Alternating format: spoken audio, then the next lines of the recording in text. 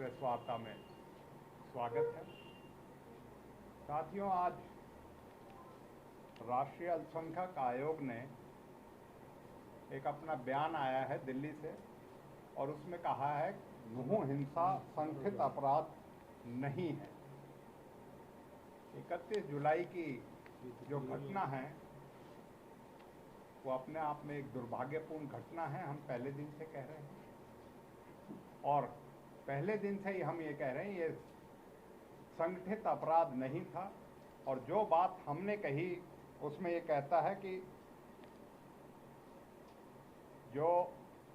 ये social media की लड़ाई में और उसके भड़काने में और उसमें एक ये जो है टकराव जो बना उसकी है। अल्पसंख्यक आयोग ने हमारी बात की पुष्टि करते हुए जो हमने कहा था, सरकार से कहा था, पहले दिन से कहा था कि सरकार की विफलता है, सरकार समय रहते उपयुक्त जो कदम उठाने चाहिए थे कानून व्यवस्था बनाए रखने के लिए उसमें विफल हुई है। और ये सरकार की विफलता ही थी जिसकी वजह से हम पहले दिन से ये मांग कर रहे हैं। स्थानीय विधायक भी हम मांग कर रहे हैं, कांग्रेस पार्टी भी ये मांग कर रही है कि इसकी न्यायिक जांच हो सिटिंग हाई कोर्ट के जज से। इस सारे प्रकरण की क्या वजूहात रहे, हिंसा के किसने हिंसा करी, कौन दोषी है और हिंसा में दोषी जो हैं उनको सजा मिले और निर्दोषों को इसमें ना परेशान किया जाए। ये पहले दिन से हमारी मांग है और ये रिपोर्ट जो आई है मोटे तौर पे अमर उजाला अखबार में है, जिसमें इस बात की पुष्टि करी गई है कि प्रशासनिक जो है फेलियर जो है की वजह से ये दंगे हुए थे और उसकी वजह से आज हम फिर से आपके माध्यम से, हमने पहले भी 2-3 बार आपको इसी प्रेस वार्ता के माध्यम से हम अपने साथी विधायकों के साथ मिलकर आपको इस बात के लिए अवगत कराया है। और आज भी हम यह मांग करते हैं कि जहां सरकार की अपनी विफलता है वहां सरकार कैसे न्यायोचित जो है न्याय लोगों को दे सकती है। दोषियों को दोष के अनुसार उनको सजा दी जाए, लेकिन निर्दोषों को इसमें बिना सबूत के जो फंसाया जा रहा है उस पर हमें पहले दिन भी एतराज़ था, हमने बीच में भी एतराज़ किया और आज भी आपके सामने हम कुछ ऐसे तथ्यों को आपके सामने बीच में पेश करेंगे जिससे कि आप सब लोगों को ये पता लगेगा कि हम क्यों न्यायिक जांच कर रहे हैं, क्यों सिटिंग हाई कोर्ट के जज से जांच कर रहे हैं। क्योंकि जब न्याय देने वाले प्रशासन और सरकार जो है भेदभावपूर्ण तरीके से जो अपना व्यवहार करेगी तो उसमें किस तरीके से हम न्याय करेंगे। जबकि सरकार ये कहती है कि हमने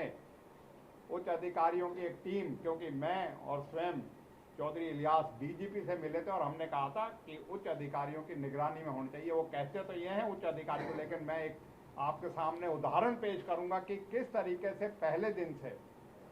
नूह की पुलिस और हरियाणा सरकार अपनी कार्रवाई में न्याय तो देना दूर, हमें लगता है भेदभाव करके एक विशेष समुदाय के प्रति अपना जो है कर्तव्य निष्ठा ना निभा के उसके खिलाफ कार्रवाई कर रही है। साथियों, इस जो अल्पसंख्यक आयोग के सामने भी मैं एक बात कहूंगा कि उन्होंने दंगे की बात तो कही, पर उसमें दंगे के साथ साथ क्यों नहीं बात कही कि जिनका नुकसान हुआ है, जिनका दंगे में नुकसान हुआ, दंगे के बाद जिनका मकान दुकान और जिनके व्यवसायों को तोड़ के हजारों की संख्या में उनकी जो है रोजी रोटी छीन के उनका जिनका कसूर नहीं था उनके मकानों के लिए जो और उनका जो हनन हुआ है, उनका जो हुआ है उसके बारे में क्यों नहीं करी, क्यों निर्दोषों के बारे में कार्रवाई नहीं करी कि निर्दोष आदमियों के लिए करने के लिए। इसमें कहीं ना कहीं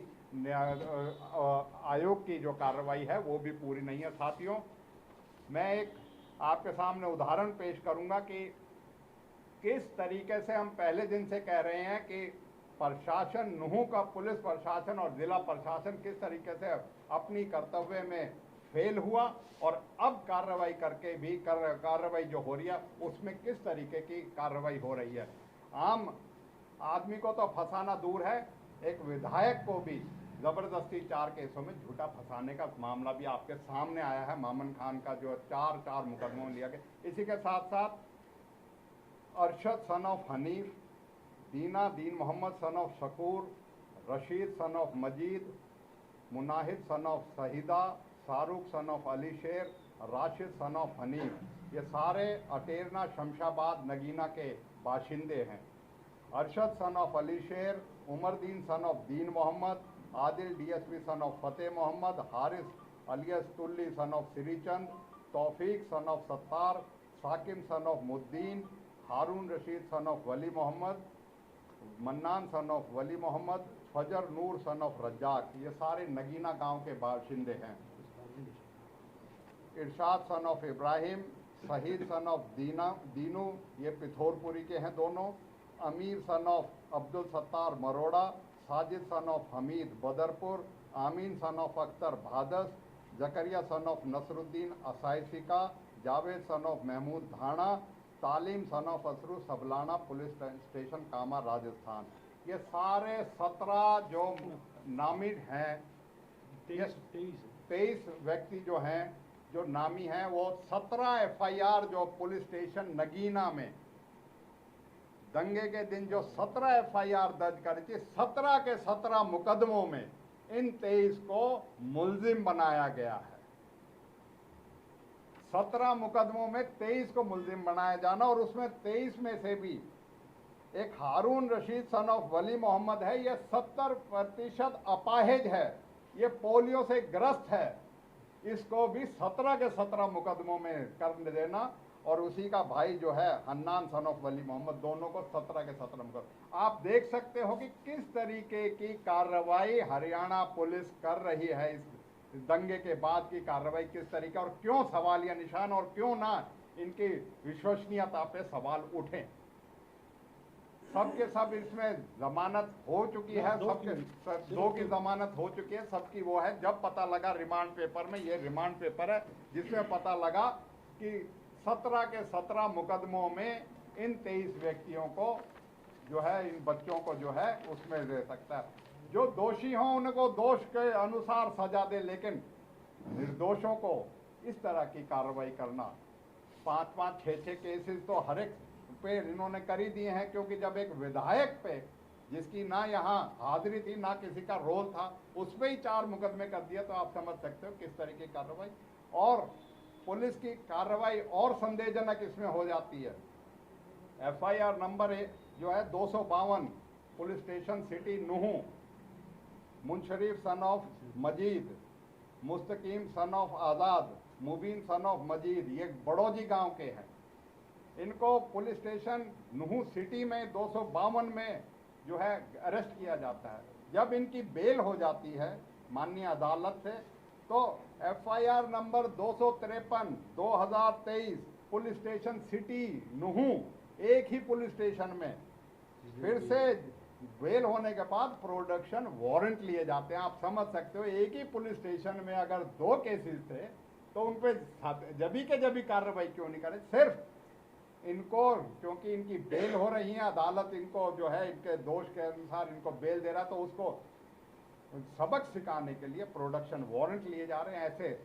सैकड़ों जो है मुलजिमों के खिलाफ जिनकी बेल हो रही है, उनको प्रोडक्शन वारंट दूसरे केसेस में उसी पुलिस स्टेशन के अंदर दिए जा रहे हैं, जिससे पता लगता है कि पुलिस किस तरह की कार्रवाई कर रही है। और हमारे आपके माध्यम से यही है कि पुलिस ज्यादती तो करती थी, लेकिन आप सकते हैं ज्यादती पे ज्यादती करी जा रही है। सबसे पहले तो निर्दोष लड़कों को इसमें फंसाया गया, उनके बिना सबूत के उनको करा गया। 4-4 बच्चों को गोलियों का मतलब जो है एनकाउंटर दिखाया गया कि भाई इनको कर रहे हैं। सबकी गोली पाँव में ही लगती है, ये भी बड़ी है, और पहाड़ में वो भी तावड़ू में ही लगती है, किसी एक ही जगह पे लगती है। मतलब आप देख सकते हो किस तरीके से निर्दोषों को फंसाने के लिए एक केस में नहीं 17 केसेस में मतलब जो है फंसाया जाता है। ये सारा संदेहजनक हो रहा है, और इसमें मैं यही कहूँगा कि हम पहले दिन से जो मांग कर रहे थे उसका जो है आपने देखा कि अल्पसंख्यक आयोग केंद्र सरकार के ने भी बहुत हद तक उसमें जो है इस हमारी बात को माना है। तो हम आपके माध्यम से आज यही बात कर रहे हैं कि सरकार अपना विश्वसनीयता खो चुकी है। आज भी हम सरकार से आपके माध्यम से मांग करते हैं कि इसमें न्यायिक जांच हो, सिटिंग हाई कोर्ट के जज से न्याय हो, दोषियों को दोष अवश्य मिले, लेकिन निर्दोषों को सिर्फ अपनी